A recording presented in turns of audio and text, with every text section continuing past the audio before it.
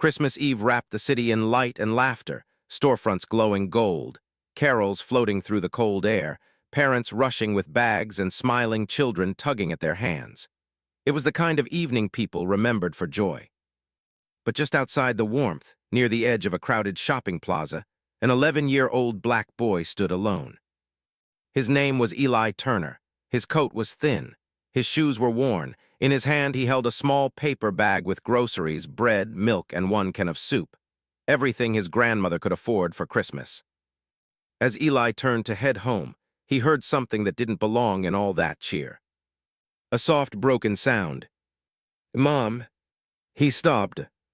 Near the giant Christmas tree, half hidden by adults rushing past, stood a little girl no older than 7. Her red mittens dangled from one hand. Her eyes were wide, glassy with fear. She wasn't screaming. She wasn't running. She was frozen. People saw her, but not enough to stop.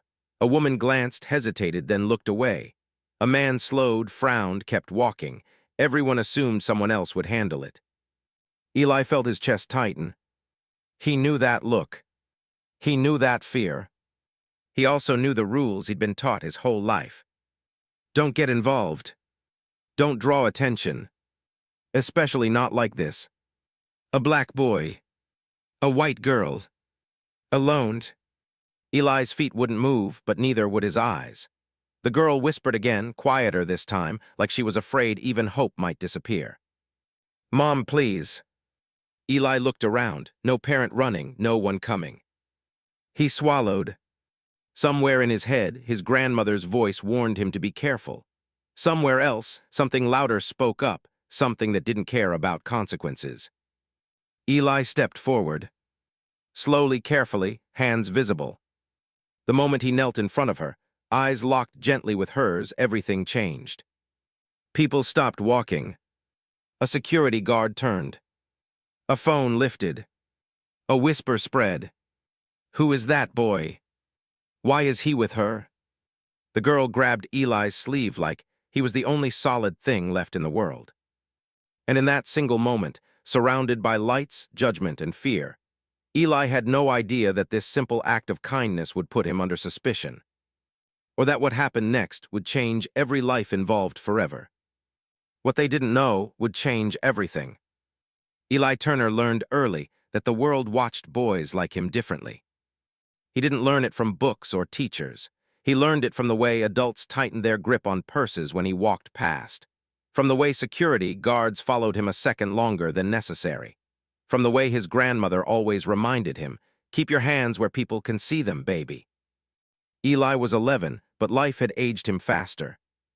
He lived in a narrow apartment above a laundromat on the east side of the city, where the rumble of machines never fully stopped and heat came and went like a visitor who didn't stay long. His mother had died when he was 6, not suddenly, but slowly, in a way that left no room for goodbye. His father had disappeared even earlier, leaving behind only a name Eli barely remembered. That left Miss Ruth. His grandmother was small but unbreakable, the kind of woman who carried herself with quiet authority. She believed in discipline, prayer, and dignity, especially when the world tried to strip it away. She worked mornings cleaning offices and evenings folding clothes for neighbors. She never complained, but Eli noticed everything. Especially at Christmas. Christmas in their home wasn't about presents under a tree. There was no tree. It was about heat staying on. It was about food lasting until the next paycheck. It was about being grateful without pretending things were easy. That morning, Miss Ruth pressed a few worn bills into Eli's hand and handed him a short list. "Don't rush," she told him, "and come straight back." Eli nodded. He always did. Outside, the city felt like two different worlds stitched together. On one side, lights shimmered from shop windows, laughter spilled onto sidewalks, and carols played from speakers. On the other, alleyways stayed dark, and people like Eli moved quietly through the noise, unseen unless they were being watched. Eli kept his head down as he walked. He wasn't afraid, he was careful. Careful had become second nature. He finished his errands quickly. Bread, milk, soup, nothing extra. He passed displays of toys and decorations without stopping. Wanting was a luxury he couldn't afford. That was when he saw her. The little girl didn't belong to his world, he could tell instantly. Her coat was clean, bright. Her boots were new, but fear erased all those differences. Fear made her just a child. She stood near the massive Christmas tree, blinking back tears like she didn't want to make a scene. Her hands trembled. Her voice barely carried when she whispered for her mother. Eli recognized that look because he'd worn it himself once. The moment you realize no one is coming fast enough. Across the city, Claire Hart was panicking. She had only turned her back for a moment to pay, to answer a question, to do something ordinary. When she looked again, Lily was gone. Claire's breath locked in her chest. The bags dropped from her hands. Her world collapsed into one terrifying thought: I lost my child.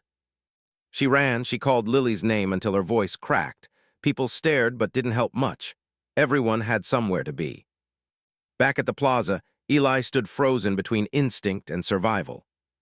He understood the risk before he understood the choice. He knew how this could look, how quickly kindness could be twisted into suspicion. He had seen it before on the news, online, whispered in his neighborhood. Still, he watched Lily scan every passing face, hope fading by the second. The world around them kept moving. Music played, laughter echoed, no one stopped. And in that space, between celebration and neglect, Eli felt something heavier than fear. Responsibility. Not because he was asked, not because it was safe, but because doing nothing felt worse. So he stepped forward, and unknowingly, he stepped into a moment that would expose more than a lost child. It would reveal how quickly judgment rises, how rarely innocence is protected equally, and how one small decision can challenge an entire system of belief. Eli approached the girl the way his grandmother had taught him to approach anything fragile, slowly, openly, without sudden moves. He knelt a few steps away, close enough for his voice to reach her, far enough not to frighten her. His grocery bag rested on the pavement beside him, forgotten. "Hey," he said softly, "it's okay." The girl flinched at first, then looked at him. Her face was red from the cold, her eyes swollen from holding back tears for too long. She didn't run. She didn't scream. She just stared like she was deciding whether she was allowed to trust him. "I'm Eli," he added quickly. "I ain't gonna touch you, I just want to help." She hesitated, then whispered, "I can't find my mom." Those words landed heavy, not dramatic, not loud, just scared. Eli nodded, keeping his hands flat on his knees. "What's your name?" "Lily." "Okay, Lily, we're gonna figure this out. You remember what she was wearing." Before Lily could answer, a shadow fell across them. "Hey, what's going on here?" A uniformed security guard stood a few feet away, arms crossed, eyes sharp. His voice wasn't angry, but it wasn't warm either. People nearby slowed their steps. Some stopped completely. Eli felt the shift immediately. The air tightened. "She's lost," Eli said. He spoke clearly, the way Miss Ruth taught him when adults asked questions. "I was just trying to help her find her mom." The guard's eyes flicked from Eli to Lily, then back again. "Where are her parents?" "I don't know, sir, that's why." "Stand up for me, son." Eli did as he was told. Lily's hand clung to his sleeve without thinking. The guard noticed. His jaw set slightly. "Lily," the guard said, lowering his voice, "do you know this boy?" She shook her head quickly. Then, sensing the tension, she tightened her grip instead of letting go. "He's helping me," she said. Her voice trembled, but the words were firm. The guard exhaled through his nose and reached for his radio. "Let's do this the right way," he muttered. That was when the murmurs started. A woman leaned toward her friend. "Why is she holding on to him?" Another voice, louder. "Where did he come from?" A phone lifted, then another. Eli's heartbeat thudded in his ears. He could feel every eye on him now, feel himself shrinking and standing taller at the same time. He wanted to explain more, to say the right thing, but he knew talking too much could make things worse. The guard spoke into his radio, his back turned slightly. "Possible lost child, need assistance." Lily began to cry then, not loud sobs, just quiet, shaking tears. Eli bent slightly toward her again. "It's okay," he whispered. "They're gonna help you find her." "Don't leave," she said, barely audible. "I won't," Eli promised, even though he wasn't sure he was allowed to make that promise. The guard turned back. "I need you to step away from the child." Eli froze, but she... "No." Slowly, carefully, Eli loosened Lily's fingers from his sleeve. The moment the contact broke, Lily cried out. No, he didn't do anything. That stopped a few heads from turning away. The guard hesitated, then placed himself between them. We're just making sure she's safe, he said, louder now for the crowd. Eli stepped back, hands raised slightly without realizing it. He hated that reflex, hated that his body knew this posture. A siren wailed somewhere in the distance. It grew louder. When the police car pulled up, conversations dropped into silence. Officer Daniels stepped out first. Her badge caught the light. She scanned the scene with tired but alert eyes, taking in the crowd, the guard, the crying child, and finally Eli. She noticed the way he stood straight, still guarded. What's going on? She asked. The guard explained quickly, choosing his words carefully. Lost child, unknown male, public concern. Officer Daniels knelt in front of Lily. Hey there, I'm Officer Daniels. Can you tell me what happened? Lily pointed immediately. He helped me. Officer Daniels looked at Eli again, longer this time. And you are? She asked him. Eli Turner, ma'am, he answered. I'm just trying to get her back to her mom. Where do you live, Eli? He told her, no hesitation. What were you doing here? Shopping for my grandma. Officer Daniels nodded slowly, then glanced at the grocery bag on the ground. The crowd followed her eyes. The siren cut off. Another officer stepped out, white, younger, scanning Eli first. Why don't we separate them? The second officer suggested. Just for now. Lily screamed. No, please. Officer Daniels flinched just slightly. Lily, she said gently, we're not in trouble, we just need to make sure everything's okay. They led Lily a few steps away. Eli stayed where he was told, suddenly very aware of how alone he felt. The second officer approached him, hands in your pockets. Eli obeyed, then corrected himself, pulling them back out quickly. No, sir, sorry. A few people nodded like that meant something. Eli stared straight ahead as questions kept coming. Each one felt heavier than the last, not because he was guilty, but because he knew how easily innocence could be doubted. Somewhere across the plaza, Miss Ruth looked at the clock. Eli was late. And on a night meant for miracles, a boy who chose kindness now stood surrounded by suspicion, unaware that this moment, this confrontation, had already changed the direction of his life forever. Officer Daniels asked the crowd to step back, her voice calm but firm. Most obeyed, though a few lingered at the edge, curiosity stronger than courtesy. Eli felt every second stretch. The cold bit through his coat, but he stayed still, remembering Miss Ruth's rule, don't give anyone a reason. The second officer questioned him again, slower this time. Where was he headed? Who was his guardian? Did he know the girl? Eli answered without stumbling. His voice stayed steady, though his stomach twisted. He could feel the weight of being measured, not just by words, but by skin, clothes, posture. Lily sat on a nearby bench with Officer Daniels, her feet swinging uselessly above the ground. She kept looking back at Eli, panic flashing every time someone blocked her view. That's him, she repeated whenever anyone asked. He helped me. He didn't scare me. Officer Daniels listened. A dispatcher's voice crackled through the radio. No missing child report yet. That answer tightened the tension instead of easing it. A few bystanders exchanged looks like confirmation had been reached, though nothing had been proven. Maybe he's just saying the right things, someone muttered. Eli heard it. He kept his eyes forward. The guard shifted his stance, uneasy now. This was bigger than he'd expected, bigger than a routine call. The plaza lights flickered as dusk deepened, throwing long shadows that seemed to stretch toward Eli's feet. Officer Daniels walked back over to him. She studied his face, searching for cracks. She didn't find any. What she saw instead was exhaustion far older than 11. You did the right thing stopping, she said quietly so only he could hear. Eli nodded but didn't smile. Compliments didn't erase risk. Across the plaza, Claire Hart ran. Her coat was open, her hair had come loose. She called Lily's name again and again, panic breaking her voice apart. When she saw the police car, her breath caught. Fear surged harder, she ran faster. Lily, she screamed. Every head turned. Lily shot off the bench the moment she heard her mother's voice. Officer Daniels barely had time to stand before Lily collided with Claire, arms wrapping tight, face pressed into her coat. "Oh my God," Claire sobbed. "Oh my God, I'm so sorry, I'm so sorry." The crowd exhaled as one, tension releasing in fragments. Phones lowered, people murmured relief.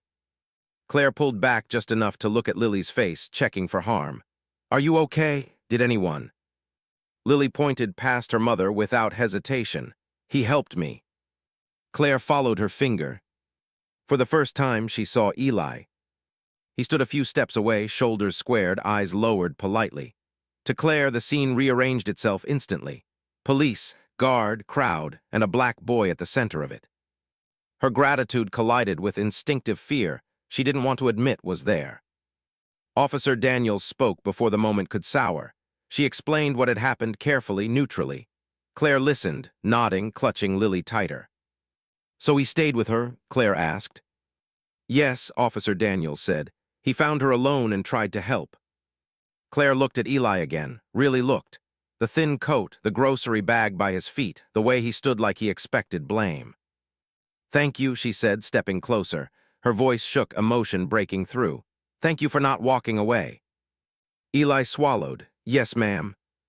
The second officer cleared his throat. "We just had to make sure everything was okay." Claire nodded quickly. "Of course, I understand." But something in her face changed as she said it, understanding mixed with discomfort.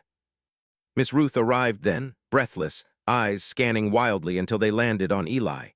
Relief hit her so hard she had to stop herself from running. "There you are," she said, voice tight. "I was worried." Eli turned. "I'm sorry I'm late." Miss Ruth pulled him into a hug without caring who watched. "You all right?" "Yes, ma'am." Officer Daniels watched the reunion. She introduced herself to Miss Ruth, explaining the situation. Miss Ruth listened silently, eyes never leaving Eli's face. "He was helping," Miss Ruth said finally. Not a question, a statement. "Yes," Officer Daniels replied. "That's what it looks like." Miss Ruth nodded once. She didn't thank anyone, she didn't apologize. She simply placed a hand on Eli's shoulder, grounding him. Claire stood awkwardly nearby, Lily still clinging to her side. Lily broke away suddenly and ran back to Eli, wrapping her arms around him without warning. "Thank you," she said into his coat. "I was really scared." Eli froze, then gently patted her shoulder. "You're safe now." The crowd softened at that. Some faces showed shame, others showed nothing at all. Claire's eyes filled again, this time with something heavier than relief. She stepped forward. "I don't know how to thank you," she said. "You didn't have to do that." Eli shook his head. "It was okay." Officer Daniels checked her watch. "I think we're done here." The second officer nodded, already turning away. As people dispersed, Christmas music drifted back into the space, thin and distant. The plaza returned to itself, but something underneath had shifted. Claire reached into her purse, then stopped herself. She looked at Eli, really looked, and understood without being told that money wasn't the point. "I hope you have a good Christmas," she said instead. Eli nodded. "You too." Miss Ruth guided him gently away, groceries finally back in his hand. As they walked, Eli glanced back once. Lily waved, smiling through red eyes. Under the lights, with judgment fading behind him, Eli walked home quieter than before, carrying more than groceries now. He carried the weight of being seen. And the knowledge that kindness, even when it survives suspicion, never comes without cost. The walk home felt longer than usual. Eli stayed quiet beside his grandmother, the paper bag of groceries cutting into his fingers as if it weighed more than it should. Miss Ruth didn't rush him with questions. She had learned that silence was sometimes the safest place for truth to surface. They climbed the narrow stairs to their apartment. The familiar hum of the laundromat rose through the floorboards. Miss Ruth set the groceries down and turned to him. "You want to tell me," she said gently, "or you want me to wait?" Eli swallowed. "I didn't do nothing wrong." "I know," she said without hesitation. That was when the tightness in his chest finally loosened. He told her everything, about Lily, about the guard, about the questions, about the way everyone looked at him like they were waiting for a mistake. Miss Ruth listened, her face unreadable. When he finished, she reached out and cupped his cheek. "I'm proud of you," she said, "and I'm angry for you." Eli looked up. "Both." "Yes," she replied, "both can live together." That night, as Christmas passed quietly in their small apartment, Eli couldn't sleep. Every time he closed his eyes, he saw phones lifting, heard whispers, felt Lily's hand slipping from his sleeve. Across town, Claire Hart sat awake too. Lily slept curled beside her, breathing steady now, safe again. Claire brushed her daughter's hair back and stared at the ceiling, replaying the scene over and over. The boy's face, the way he stood so still, the way fear had wrapped itself around gratitude inside her chest. She had thanked him, but had she really seen him? The next morning, Claire searched local community pages, scanning posts, comments, photos from the plaza. She found a blurry clip someone had uploaded.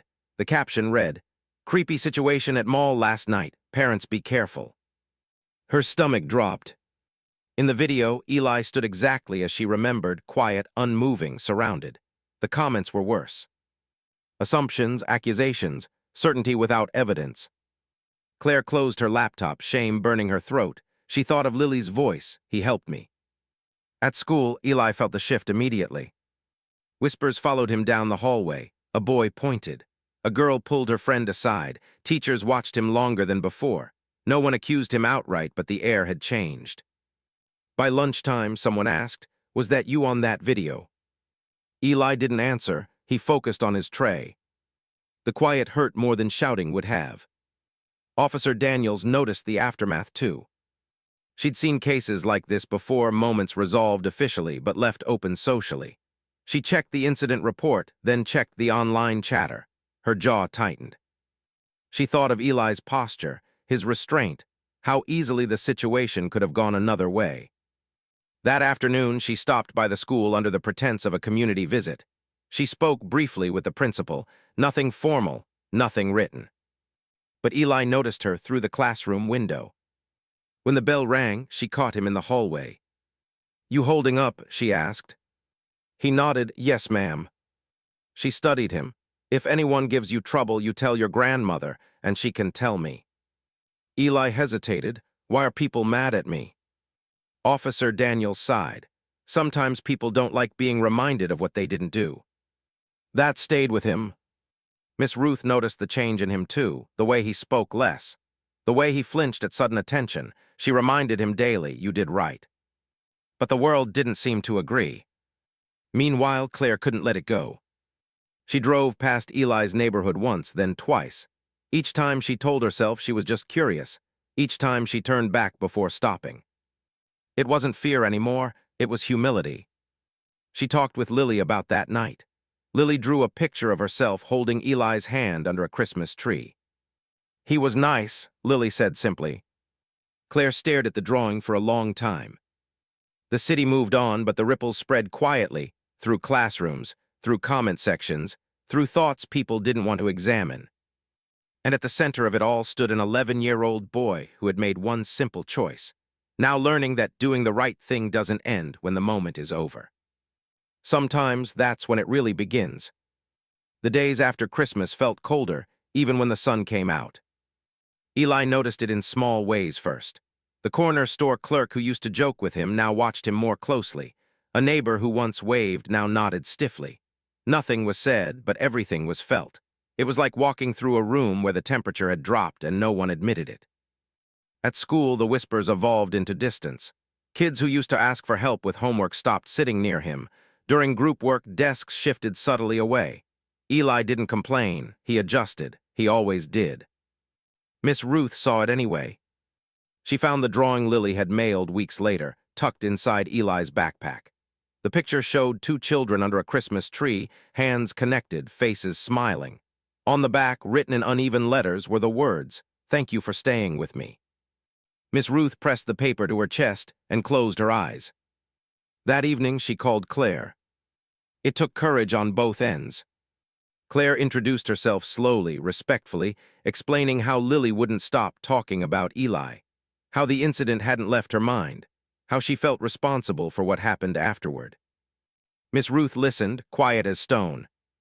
"I didn't raise my grandson to be a hero," she said finally. "I raised him to be human." Claire swallowed hard. "I'd like to apologize in person if that's okay." There was a pause, long enough to matter. "Come by Saturday," Miss Ruth said. Saturday came with gray skies. Claire parked outside the building, hands gripping the steering wheel. This wasn't charity, she knew that. She came without gifts, without offers, just truth. Eli opened the door. For a moment, none of them spoke. Claire knelt slightly to Eli's level. "I'm sorry," she said. "Not just for that night, for what came after." Eli didn't answer. He looked to his grandmother. Miss Ruth nodded once. "It was hard," Eli said carefully, "but I'd do it again." Claire's eyes filled. "I believe you." They sat at the small kitchen table. Coffee steamed between them. Claire listened more than she spoke. Miss Ruth told her about Eli's mother, about lessons learned the hard way, about why silence had once been safer than kindness. Claire didn't interrupt. When she left, nothing was fixed, but something was understood. Outside that apartment, Officer Daniels watched change begin to take shape. She spoke to the principal again, this time more directly.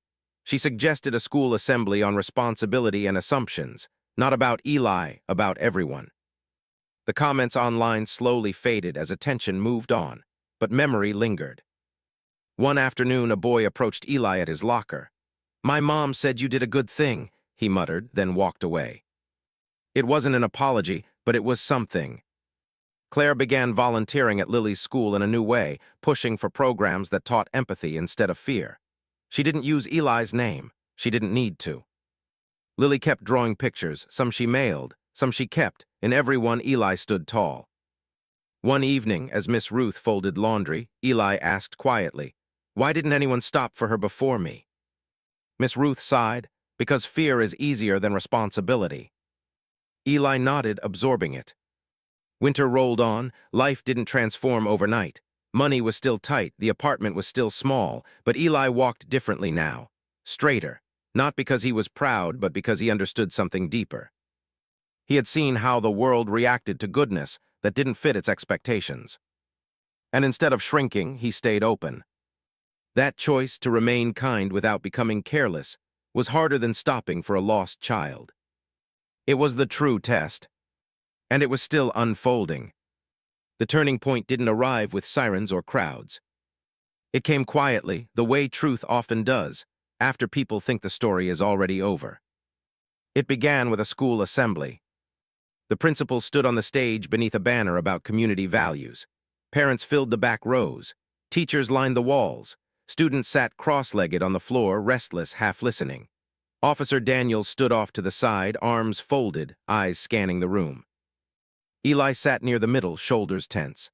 Miss Ruth sat in the back, posture straight, hands folded in her lap. Claire and Lily arrived late, slipping into empty chairs near the aisle. No one announced why they were really there. The principal spoke about assumptions, about responsibility, about how quickly fear could turn into judgment. The words floated politely over the room until Officer Daniels stepped forward. She didn't lecture, she didn't accuse. She told a story. She described a lost child on Christmas Eve, a crowd full of adults, and one child who stopped. She didn't use Eli's name. But everyone knew. The room grew still.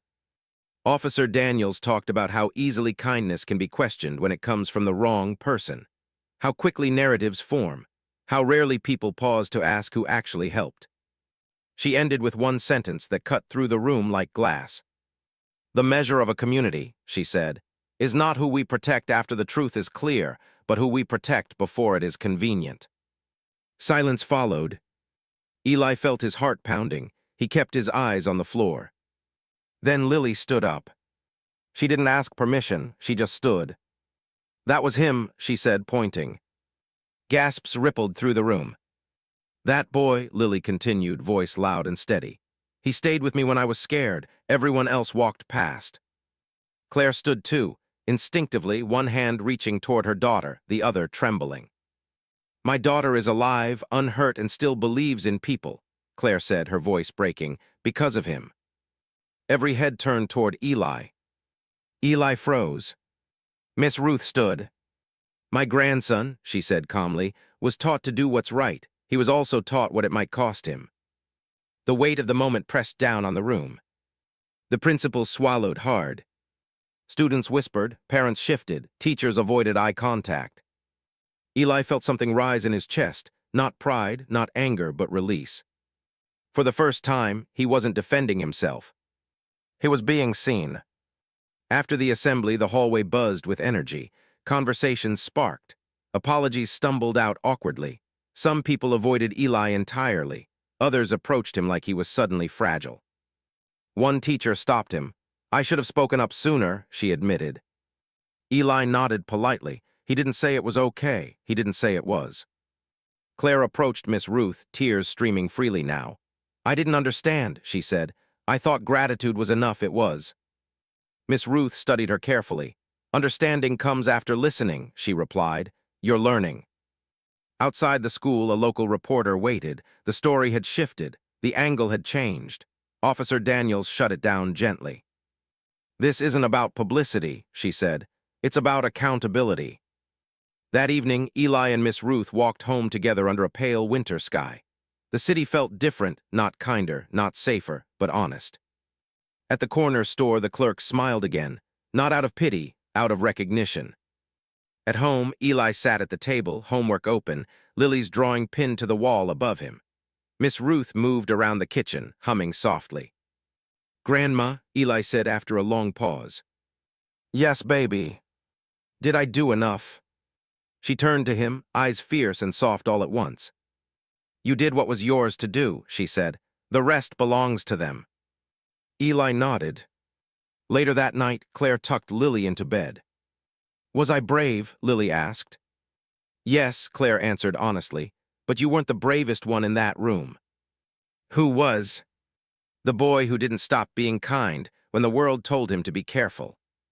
Lily smiled, satisfied. Across town, Officer Daniels filed her final notes. She stared at the screen for a long moment before closing the file.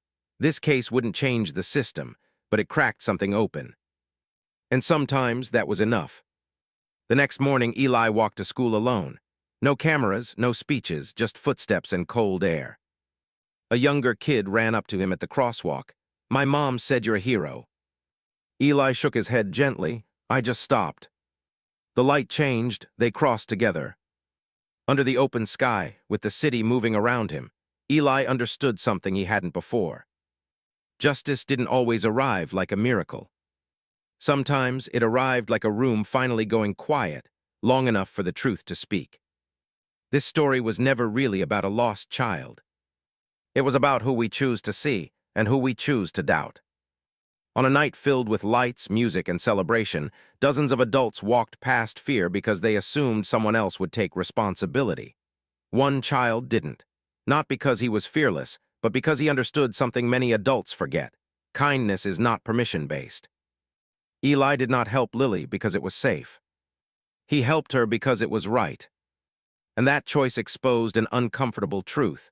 In our world, goodness is often questioned when it comes from people society has already judged. Innocence is not granted equally. Trust is not distributed fairly. And too often, the burden of proving purity falls on those who should never have to carry it. The miracle in this story was not money, fame, or sudden reward. The miracle was recognition.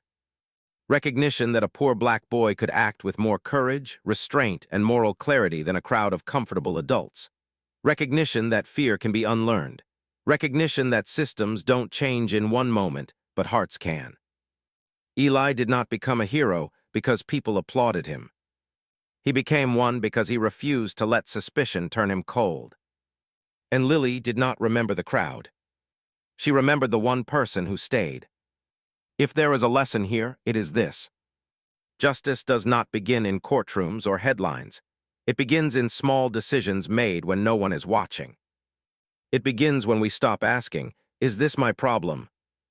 and start asking, "Who needs me right now?" Because the true measure of character is not how loudly we celebrate kindness after the fact, but whether we are willing to stand beside it in the moment it is most vulnerable. If this story moved you, share it with someone who still believes one person can't make a difference. Sometimes all it takes to change a life is choosing not to walk away.